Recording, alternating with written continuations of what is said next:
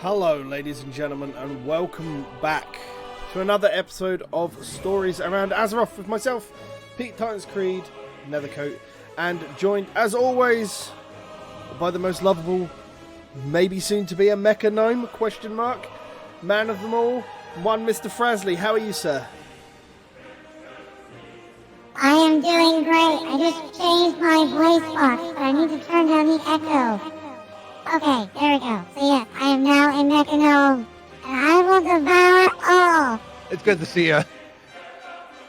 It's good to hear. Yes, welcome back to Stories Around Azeroth, where we talk about our latest adventures in the wonderful world that we call Warcraft.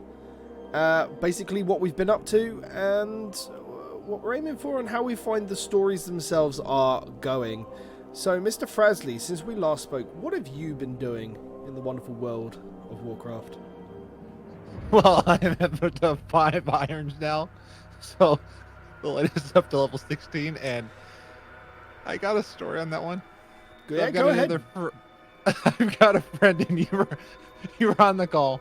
So this friend hopped in the voice chat, and voice chat was obviously a bad idea when you're doing irons. I've learned that, but he popped in and said, "Hey, do you want to do a quick thing about Warcraft?" So I'm in this line where I've got this room full of things to AoE, and I accidentally am talking with him, pull everything, including the rare and the boss and everything, and died. So don't podcast play iron. I learned that. I mean, maybe you've just got a problem with multitasking, I guess. Maybe that's the thing there. But yeah. Anything else you've been up to in Warcraft this week? Yeah, I'm working on the reps for the Horde faction, so working on that one. And in the middle of that, you told me about there's a pet that I can get in High Mountain.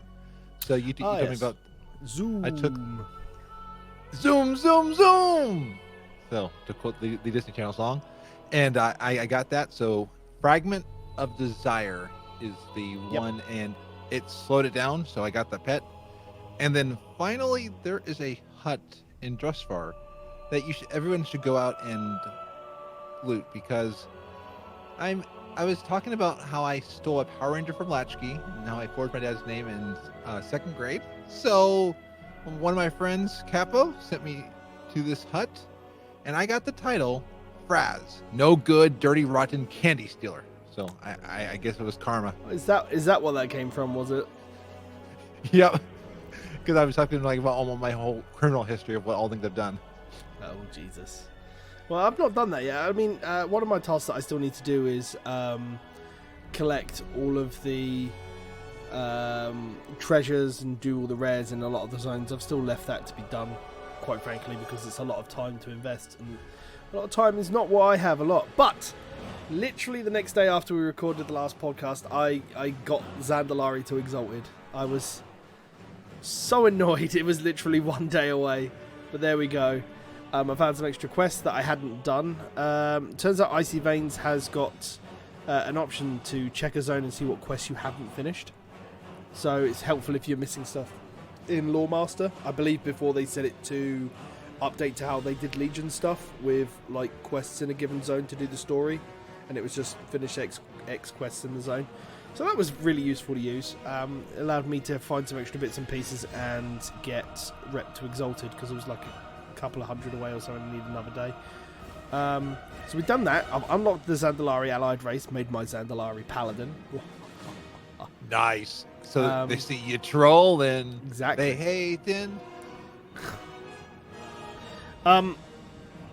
We've done that.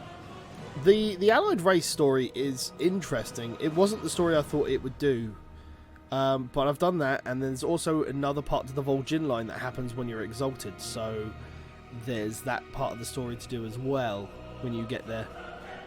Nice. More without saying too much, just where he is, or could be, or no, none of that. Okay.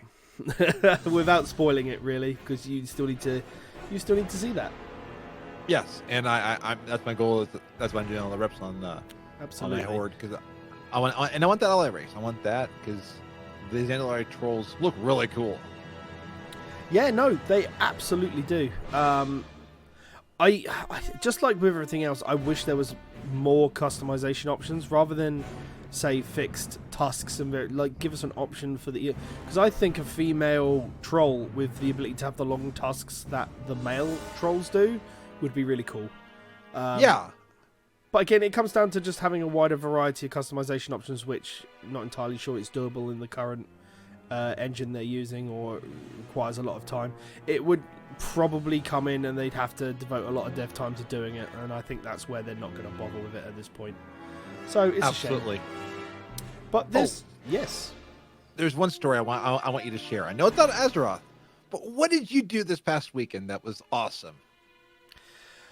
So I mentioned at the tail end of last week's podcast, but the weekend just gone, myself and a friend from Britain who now lives in Canada, the British Andy on Twitch and Twitter, we hosted a 2-day charity race for Special Effect. We basically ran through the 6 modern Sonic games that are available on Steam, because I don't have a console to be able to play some of the older ones. We had donation goals like if you did £5, we lose a life. £10, we wear oven mitts for 2 minutes. £15, we have to put the controller down for a solid minute. It was chaos. Day 1 ended up being about 13 hours, I think it clocked in at, and we had raised about £410, I want to say, somewhere around that, out of our 600 goal. And day 2, we smashed the ballpark. Before we add on like bits and subs for the month, as well as any sales from the merchandise for the charity event, we ended at like £745 of our £600 goal. And when we tally it all up, it all comes to about £806 and so many pence. So it's an amazing feat. I'm in the middle of writing like a post-mortem that's probably going to go up on Sega Driven regarding all the setups we had to do in that, because it was by far and away not the best production. Unfortunately, internet and various bits and pieces have something to do with that, as well as like all the different things. But it was such a massive step up from the previous year's one, because we essentially just did our own individual streams with our own overlays for the previous year, and so I just stepped up the production goals for this one. We had a couple of people jump in chat and say that they were really impressed with the production talent and level of this. So, I was amazed at what you did, and because I was like seeing both of them at the same time, and it felt like, even though you were in different chats, it felt like you were in one. So I enjoyed every moment I was watching. It was fun. It was like, and I loved the camaraderie between you two. And one thing I wanted you to bring, because you mentioned it once on the stream. Yeah. What is Special Effect? Because that is a cool charity. So Special Effect is a British charity. I believe they help as many people out as they can worldwide. I'm not entirely sure. But what they do is they help less able individuals who have either been tragic unfortunates of accidents, or had defects at birth, or defects throughout their life that's affected their bodies. But Special Effect goes out of their way to find the tools and the technology, and they fund the technology to help these less abled individuals to enjoy the finer things in life, like watching TV, watching YouTube, playing video games. Every little bit helps these individuals, and it's a worthy case that allows these individuals to just enjoy the things that we take for granted, you know. Like you and I, we can sit down, we can play video games, you know, and these individuals can't. And it's stuff like the Special Effect that allows them to help these individuals, you know, and allow them to do these things that we take for granted, you know. A lot of us complain that we don't have the time to sit down and play X video game for a week or whatever. These people don't have the advantage to play any at all. And, you know, they've got friends that probably they talk to that talk about all the stuff that they play, and they don't get the chance. And Special Effect gives them the chance. So it was a lot of fun. We were very exhausted. We were going to do this cast yesterday straight after it, but, you know, other than me being completely exhausted, Frazley had other commitments as well yesterday. So that's why you have it today on Monday instead of Sunday night, as is normal. But yes. Absolutely. Thank you for bringing that up, Fraz. I think what you did was amazing. And what, like, anytime that there's a charity event, I think it needs to just be shown. Gamers care, and we may have our toxic people in the community, but at the heart, gamers want people to have fun. There are larger people with communities than ours that don't do anything, you know, and it's sometimes shocking that you can use that as a force for good sometimes. But you know, between myself and Andy, we've got an amazing community that cares and everything else, and just the amount of outpouring that's been from them, it's hard to see where we go from there, really. You know, how do we step that up for the following year and go? We had a couple of jokes in chat saying, oh, you should do a Warcraft charity thing. I said, yeah, maybe, but it'd probably get a lot less views than two little nerd gamers raging at Sonic the Hedgehog for 2 days. But it was cool. But we hit a lot of stretch goals. We hit one of our stretch goals, but we hit all of our other goals as well. It was just a good time all around.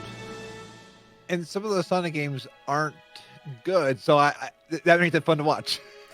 It's fun to watch people torment themselves, I think, is what you're aiming for today there. Exactly. Exactly, yeah. But speaking about tormenting ourselves, we're still playing World of Warcraft, and 8.2 is available tomorrow for yourself, and Wednesday for us in the EU, and I believe Thursday for Asia. If my brain works out for that. That's right, because like I know the expansions and the classic aren't going to launch the same day, but you're right, patches are still cycled out a little bit. The less we talk about how patches should be on a global release cycle, the better, I think. But 8.2, my dude. There's a lot coming out with it. The first thing I want to talk about, Mechagon, the comic. You want to talk about the comic first? Yes, because I just read this and I love it. I thought you might do. So are we allowed to spoil the comic, or do you want to talk about the comic? It's open source. It's not like we've done stuff in Mechagon and Naz'jatar that maybe, you know, people might not have seen. The comic's available for all. Talk about it to your heart's content. What I love is the Curvo. I believe it's the gnome that's in Kierkegaard Sound looking for it. So I love seeing where Curvo finds this vault, and then Curvo goes to looking for Mechagon. They get there, and like the gnomes are like, "What's this?" Because like they have all these Mechagons walking around like, "This looks really weird," and he's falling apart. He's aging, and one's like, "Yeah, because that's the curse of the flesh that they have. They don't live forever like we do." And Curvo doesn't want to leave, and at one point I thought Curvo was going to leave because he saw like all the gears and stuff like that, and that stuff creeps the heck out of me. And I mean, it made me cringe when I saw it. But then all of a sudden, when he was warned to go, then he goes to the king and turns in this spy for the Mechagnomes. And that's the prince. The prince. Okay. Yeah. So that's the prince. So the prince is the spy, right? Yeah, Prince Ezran. Yeah. So so Curvo turns in the prince for trying to stop what the Mechagnomes are going to do, and turning all gnomes and all life on Azeroth into mechanical. I mean, it was just amazing. And then I believe Curvo is one of the bosses in Mechagon, so it's cool to be like. Oh, I didn't know that. I think so. I could be wrong, but that name sounds familiar in a lot of different areas. But I love that cinematic. I mean, it was so cool. I mean, and it's fun to hear more gnome lore. I'm really big on that lore because I'm a gnome, but also because it's stuff we have not seen a lot of. Yeah, no, absolutely. One thing to note is that unlike the Legion comics, it's not an animated comic. It's very simple, but the artwork is absolutely glorious in this. Yeah, it's so good. Like, it's very, very nice. One thing I do want to note is that, amusingly, the model for Curvo on the live servers doesn't have any hair. Interesting. I'm also amused that he's literally on Tirazgard looking for the vault, and the vault just is like, it's like there. Yeah. So I'm amused by. Like, if it was northwest of the Maelstrom, like in terms of the overall map, I'd understand it being just out of the way because no one really travels around the Maelstrom. But the fact that it's just there, it's like if this is Koltiris and this is Zuldazar, like it's there. Like, it's not that far out. We sailed from Stormwind to Zuldazar. Like, it's there.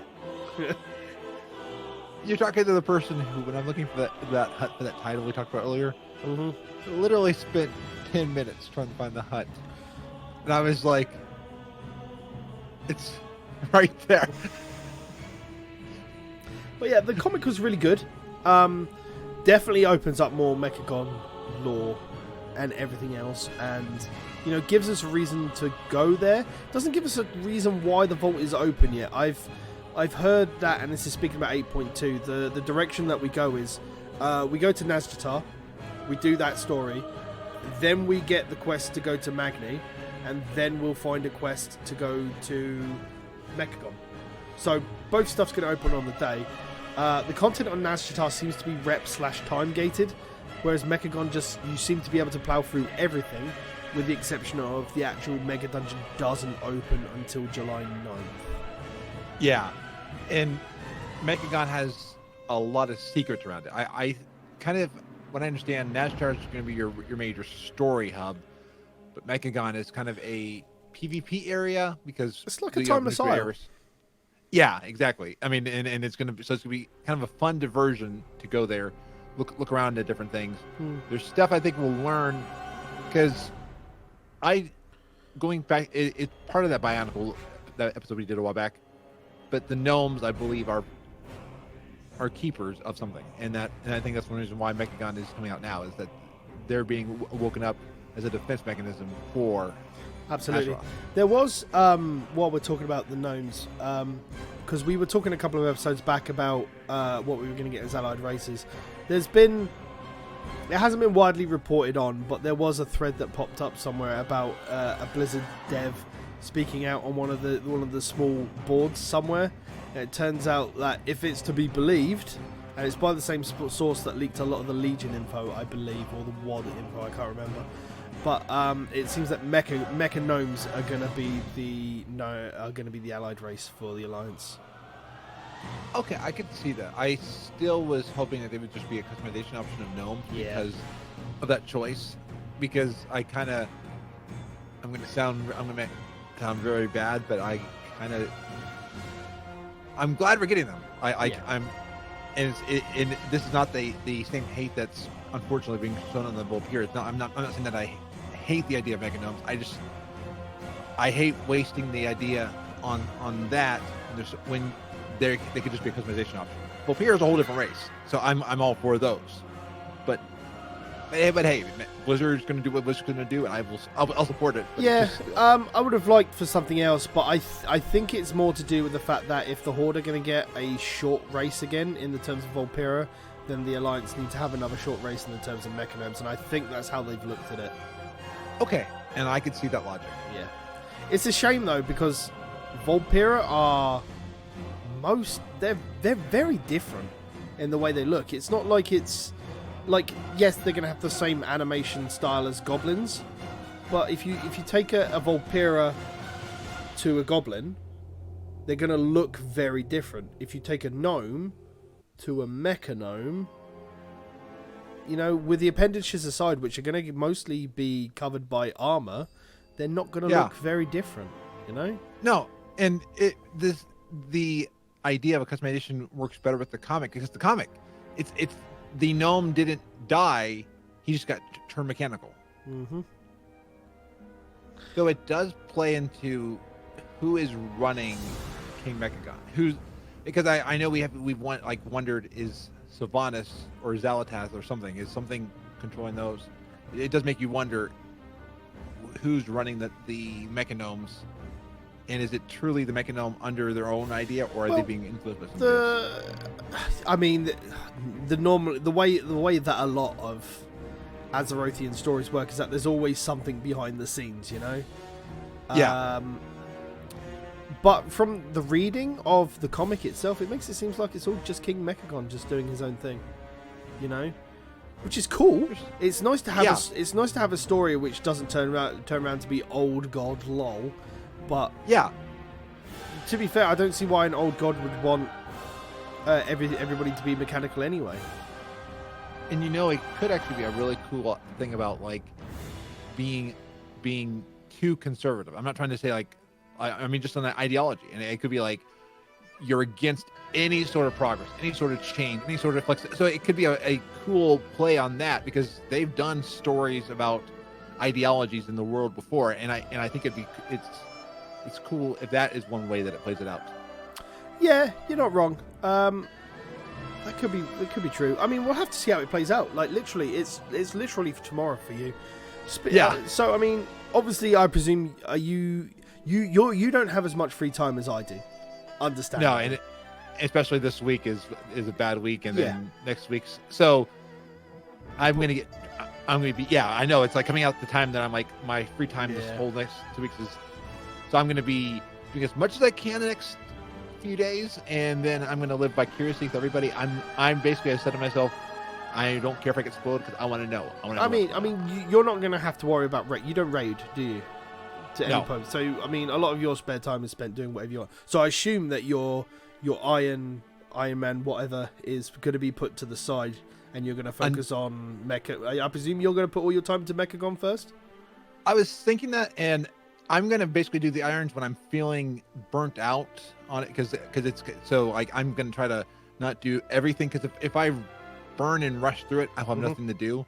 So kind of trying to vary it, but it is going to take precedence on the Pathfinder, because that's going to be a big thing too. I want the Pathfinder. That's the thing as well. Being able to fly through BFA content is going to make life a lot easier. We are live on Twitch. We got Leah Wild in the chat saying the leak read like a bitter player though, because they also said devs don't really have passion for the game or play it, and they only communicate with notes and not direct communication, which isn't how game dev works. I mean, there is a very big feeling, and I don't really want to harp on too much because it's going to sound like a lot like hating Blizzard, and I don't really want that to be what this cast essentially is. But there's a lot of feeling that there's not a lot of fun in the game right now, and considering that Ian himself was one of the guys at Elitist Jerks, you know, that was pushing Cthulhu even back in Classic, you know, these are people who work at Blizzard now running the game, who used to be gamers at essentially what was its peak, and they should know how it would work and how we want to do. But the core design of the game is headed more towards not how it should be seen as fun. Now, maybe they see it as fun, but it's got a lot of mechanics in the game right now which a gamer wouldn't design. Now, the thing about game dev is it's the same thing as when you go to work for thing. Like, if you're an accountant at heart, you're going to spend 40 to 60 hours a week doing numbers and everything else. You don't want to go home and do Sudoku and math puzzles, do you? Like, you want to be as far away from numbers as possible. So spending 40 to 60 hours, maybe more a week in a game dev in Warcraft, you're not going to want to go home and spend time playing Warcraft. You're going to want to go home and play Apex Legends or Fortnite, or, you know, something that's quick and easy to pick up and put down. Yeah. So it's an interesting point, but a lot of the stuff that in the leak, it might sound bitter, but it could also be very true. You know, I mean, a lot of the time we're just going to have to wait until BlizzCon rolls around. Game devs do a lot of meetings, yeah, but they don't. It's hard to. It's the same with everything else. Like, even if I design something, and this is the big thing that people don't realize about PTRs as well when it comes to stuff. The build that is open to the public is not a build that internally, you know, they're going to be the same. Like, internally, they're going to be 2 to 3 steps ahead of where you are on live.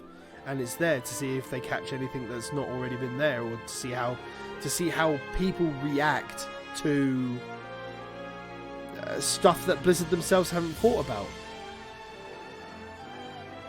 That's the big thing. Sorry, Fraz, you talk. Oh no, you're good. I would say one thing I have noticed is fun in WoW is subjective. Like for me, I have fun, and I'm having a blast still. I mean, this is why I'm podcasting on 3 different podcasts now about World of Warcraft. I'm having fun. I could talk about stories for a long time.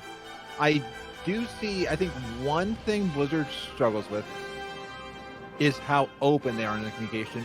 But I think also because they are so big, every word they say, there's an article, there's a video. They have to be very careful what they say, because one leak could make an entire could make an entire podcast series. I mean, just absolutely. And I think the level squish that we're hearing about is an interesting thing. Blizzard's being too secretive in a way. I don't think they're being secretive. Something like a level squish is going to be expansion level content anyway. So, it's about waiting for BlizzCon. You know, and I think maybe the surveys weren't meant to be shared. I think they were just like, hey, we see. The survey thing confuses me. Why they send out the survey to specific people and word it in such a way, because they had to know it was going to be shared. I mean, it was one of those. There's a couple of options. It was an internal thing, and one of the staff who isn't that high up or something leaked it, under like a burner Reddit account or something like that. Secondary, it wasn't meant to be sent out, and it was sent out accidentally to a couple of people, and someone had their emails read or anything else, and it's got out that way again via a Reddit burner account.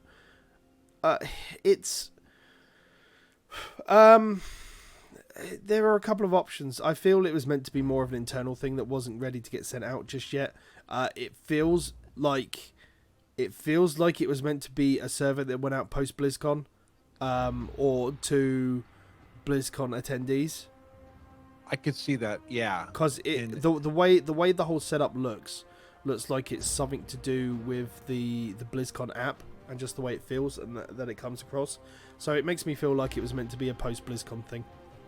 So and that would, and that's where like the timing wasn't right. Something messed up in their system. Because the whole phrasing of it is weird, and yeah, I mean a large part of it is also now just so much theory and circumstance around a 120 boost, and it'll come eventually. It's not going to come until pre-orders are available and 8.3 is out and everything else. Like the way down the line and everything else. Like, if they turn around and 2 weeks after 8.2 releases and they go, 120 boosts are a thing, okay, sure, then, but I have a feeling that they'll look at this and they'll hold the backlash. But then they can't turn around and define the entirety of live based on the feedback of Classic. And don't get me wrong, I think the idea of a level squish is good, but it's going to be how they here's the thing, the theme of a level squish is very, very good to getting new players in. Okay? Yeah. It's very good. It's a good idea. People can pick up a box of Battle for Azeroth when they go into a game shop or anything else and see it, and then they go 120 levels, or you can tell your friend about it. Come and play World of Warcraft. Once you get to 120, you can come play with me. But what am I going to do for 120 levels? You turn around and go, you just got to get to 60 or 70, and then, that doesn't seem so bad.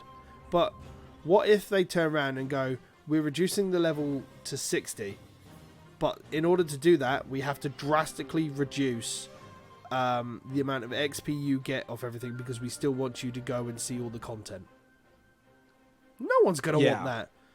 No. And because I was listening to Aggro that talk about the squish, and I think Mesnator made an interesting point that it's, even though they're gonna cut it in half, they may still keep the amount of XP required. So because the XP to get from 10 to 120, it's still a lot. I mean, it's not a lot of levels, but it's still a bit of change to get up there. Absolutely. But I think the problem with a level squish is you're not just squishing the players, you're squishing all the content. Yeah. How is legacy loot rules going to exist in 7 expansions worth of content if you can't. You just have to go, well, I'm account is tied to 9.0, so anything in 8.0 I'll do increased damage, and I can just go and farm all old content solo if I'm at max level, you know, because there's no way legacy loot rules are going to exist. And I'd like going back and doing the legacy stuff, because I go for my mounts, I go for my pets, and I go for my transmogs, you know, when I've got time to do it. You should see I'll probably jump on Warcraft and I'll take a picture of my my lockouts for the week. It's insane how much I've done this week. Mostly because I've been trying to get balance of power on my Demon Hunter, because that's my new main character. So, and I'm like 1 reset in Nighthold away from finishing that this week, so. Nice. My 406 item level geared Demon Hunter can solo Nighthold normal. Who would have thought? Wow. They were not prepared. No, they were not prepared. Can't solo the first boss in Mythic Tomb of Sargeras. Can't do that. But there you go. What else did we want to talk about today? What are some of the stories that you're looking forward to in 8.2? Like, from this point, with your ability to go and see it tomorrow, what's the stuff that you're most excited to dive into? I mean, we've talked about Mechagon, and we've talked about Naz'jatar. And Naz'jatar is obviously time and rep gated, so I presume a lot of people are going to spend time on Mechagon or rep grinding rares every day on Naz'jatar. Yeah. I'm kind of excited to see where the Horde and the Alliance are going with this. Like, I want to see... We have the Horde that is currently trying to figure out who they want to follow as their leader. And like, we have, like... I have not finished the current 8.2 stuff because I'm still working on it. I'm rep gated on Tides of Vengeance, so I can't see what's going on with Bane and stuff like that. But it is interesting to see where that's going, because that's going to show as we go forward. And the 8.2 storyline that's going to unlock, I'm excited with that. And Anduin. Anduin, there's still something there. There is still something there. We've seen nothing from Anduin. Nothing. Except for the end of the 8.0 war campaign. We've seen nothing. Yeah. How far off Honor Bound Exalted are you? I think about, like, I still need the next of the 3 Tides of Vengeance. So you're not even at 1400 yet then? No, not yet. I'm working on that, and like, I'll be doing some of that tonight. That should be your goal. 1400 Revered. The rest of the 8.0 War Quest, followed by the 8.1 War Quest, will take you just below Exalted, and then you just got to do some World Quests to just finish that off, and then you'll hit Exalted. Like, okay. So see how far away you are from 1400. See when your next see when the next invasion point is up on US realms, and because that would net you 500 to 1500 depending on the site on the island it's on. And then just see how close you can get into 1400 Revered. That would be my best advice for that, because I think you should focus on getting that done, because with remember that we've got the next step of the war campaign that comes literally tomorrow if you're Exalted and you've done all the previous war campaign stuff, which I presume you'll be able to do on Frazley, I want to say, because you've done the... But I definitely, now I've got the mage who's at Exalted, I definitely want to see both sides of that story. Yeah. And 1 a.m. in my time. I'm sorry, I'm not staying up to 1 a.m. I did that earlier this week, and... Hey, I've done that for the last 3 days. It's fine. I'm casual. Oh no, actually no. I like what Rose said, is that if you stay on top of WoW stuff, you're really not casual. I'm not really a casual. I'm not a hardcore player. I think if you took off your random Iron Man streams and focused on doing your main stuff, you'd be fine. Like, but I love my irons. They don't love you. They're trying to kill themselves, Fraz. That's the thing. I know, Oh, but goodness. I was just on WoW Challengers, and I had a great time with Lita, so I'm like, okay, I'm going to be part of the Irons community too. I think I'll attempt an Iron Man when we get close to the end of the expansion, like in between some raiding in whatever 8.3 brings us. There's been a fair bit of talk and speculation about if Blizzard are going to turn around and pull a Warlords of Draenor and try to end the expansion early so people don't have to deal with Azerite armor for the next year. But I feel that we'll get the expansion announcement at BlizzCon.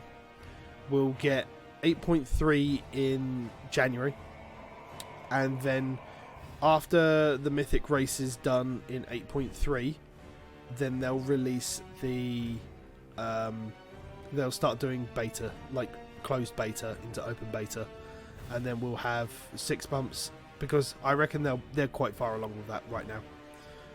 It is interesting that Legion had a fast development cycle. BFA's had a slower development cycle, at least on release. And I wouldn't say it's had a slow development cycle. I think 8.2's been cooking in the oven for a couple of weeks, to be perfectly honest. I think this has been ready to go weeks ago. Like, I've said, the cynical side of me, that this has come up against Final Fantasy 14. They've done it in the past before, regardless of what Blizzard says that they're not doing. They've specifically waited, because it's not the first time. They've done it for Stormblood, and they've done it for Heaven's Ward. I don't get Blizzard's thinking. You're not going to take... They don't launch patches against Warcraft's expansion cycle because they know they've got millions of people that are going to go and play that regardless. You know? yeah, A new expansion is the hypest thing for anybody. So why are people going to stop playing a new expansion cycle for something else that those people are hyped for? You know? For some people, because BFA's made them so disillusioned, this will be the first expansion that they get to see in Final Fantasy. yeah. And Blizzard should be like Apple, not really caring what other people do, taking ideas that they like, but like Apple doesn't release stuff just because Samsung released something. In fact, I was about to You say probably have a Samsung lot of has- arguments about that regarding some of the features on certain phones, but yeah, I get what you're saying. But I'm also not a one's better than the other, because they each are different, and like Final Fantasy 14 is different. But yeah, if they delayed it for Final Fantasy 14, Shadowbringers. yeah, I'm like, then you better hope that your content's good enough, Blizzard, if you waited for that. Otherwise, I 'cause, think mean, that's why we've got Naz'jatar and Mechagon. I think specifically that's why we've got both islands. because I mean, Shadowbringers has that really cool city that like the small people only city. I mean, there's a lot of cool things in Shadowbringers. Yeah, there's a lot of stuff. I'll tell you something though. I figured out why the rep grind for BFA feels so slow. As I mentioned earlier, I've been doing the Balance of Power questline, and part of that required me to get revered with the Valajar to continue it. Turns out in Legion you got different rep based on the level of the quest you did. So a normal quest would give you 75, a blue one would give you 150, a blue elite would give 250, and the epic ones give 500. I have a road quest. Yeah. Wow. Whereas everything in BFA just gives you flat 75. So that's why your rep grind didn't feel as slow in Legion. Are you sure that this isn't just like a catch-up mechanic on rep? No. I went back and checked it up on Wowhead. It's all the old data on Wowhead. Okay, good. I just want to make sure, because I could see that being something, because I know they did increase something at one point. They might have increased it at some point during Legion, but I know damn straight that it didn't feel as bad to grind out 5 reps. Yeah, no, I'm with you. It felt. All I know is that one rep, 7.2 felt rough to me. That one that felt like it took forever, but other than that, it felt a lot better. Yeah, no. The biggest change that they did in Legion is they unrep-gated Surima. So that's one of the biggest changes they did. I think it was after the Nighthold had finished and when they opened Tomb of Sargeras. So Yeah. you could do all of the main Suramar questline without the rep advantage. But then once you finish that, you then got access to the Uprising questline into Suramar, and that wasn't replicated either. It was just finish all of this and you can do all of this. Oh, and don't mention Suramar. I hated the mana. I hated that one person until they. Oh, the sacrificed ancient everything. mana? Yeah, I hated that one guy. Give me all this mana, and like I literally have a loud comment saying I hate this guy. Then I found out what he did. Is like I have a reply to it. I actually take back what I said. I don't hate that guy, but I still don't like the memory of all that ancient mana. Ancient mana aside, though, it wasn't horrible. There was specific ways you could farm out what you needed to do. Yeah, and maybe I've become more efficient since then, but I wasn't efficient. I am completely surprised that they haven't done another version of the Suramar withered training scenario, because a lot of people really like that. They didn't like re-grinding it every week now and again, but like having something like that to be able to do was interesting, you know? Yeah, it was fun training up an army and then seeing them get stronger. I still need that fox mount. Ugh. But you need to go and do some withered training, my friend. I know, there's so much I still gotta do. I will be withering away at 95. I don't have that fox mount. Well, I do. Because you can get it. You can get it in the emissary boxes as well. So. Okay, so I gotta rip out. Just open up the Legion map and go there whenever an emissary's up. But Okay. again, that adds on to all the other stuff that we're going to have to do over the next kind of. I'm definitely going to have a stream up on Wednesday when I get up and update the client, and make sure it's all ready to go. So. Did you see how long the expansion is, or the maintenance is? That is a pretty long. Just have a backup, because I remember one of the last patches that we had, it was down for a while. So Jesus, it's 8 hours. I know, and that does not bode well for stuff. So I'm just saying, have a backup tomorrow night. I don't know if I'm going to stream, but I'm definitely going to try to play tomorrow night. I probably won't stream until midday, UK time anyway, which is like, I mean, CEST in Britain is like an hour ahead of us. So like, if all good and well is up, it'll be up at 10. If the American servers get delayed, then that problem will get changed for the EU ones. But hell, I'll just, like, if it does get delayed and I just decide to stream anyway, I'll just do what most of the big streamers do and just sit on the login screen until it's up and just put a WoW video on and critique it. And then, you know, put it up on YouTube and make some of that dollary do. Absolutely. Or dance on a horse mask. I definitely won't do that because I do not own a horse mask. I do, however, own a title though. Oh, okay. So I can put that around my neck and just dance with that instead. Exactly. But take off the shirt and stuff like that. Be like, but yeah, I'm gonna. I'm not sure how much I'm gonna no life it. Because there's stuff that you've got to do for your bodyguards, and I hope it's not going to be as bad. I hope it's not going to be worse than the Legion bodyguards. I really do. Fun fact on the bodyguards. Yes. Did you see you can gain holiday currency? There are holiday missions now on the mission table, so your followers can go do things for like Brewfest, and there'll be special holiday things. Oh, they're coming. They're coming in the next patch, though, aren't they? They're not live now. Yeah. Yes. No, not live yet. Yes, no, I did see that. I tell you what I have done. I did go and get both of the toys I was missing from Midsummer. Nice. Tomorrow is my 7th daily. I get the bee pet tomorrow. Ooh, I need to book on that. And by the sound of it, according to the WoW Secrets Discord, you're going to need that pet to be able to get the bee mount. So yeah. That's going to be fun. And they are chasing 13 different items, I've heard, in the secret finding. So there's a lot of secrets. There's a lot of secrets and bits and pieces. It's going to be interesting to see what happens. There's a lot to do. There's a lot to do. I still need to get Hive Mind. Yeah, me too. I need to find a group that will do. Like, I did the Lucid Nightmare I still need to work on the one before that. There was a pet that you had to go through a cave, and I have the stuff for that. I haven't just done the haven't- pet stuff, and I want to do all the pet battle dungeons, because I think I mentioned last week that there's a specific storyline in the pet battle dungeons.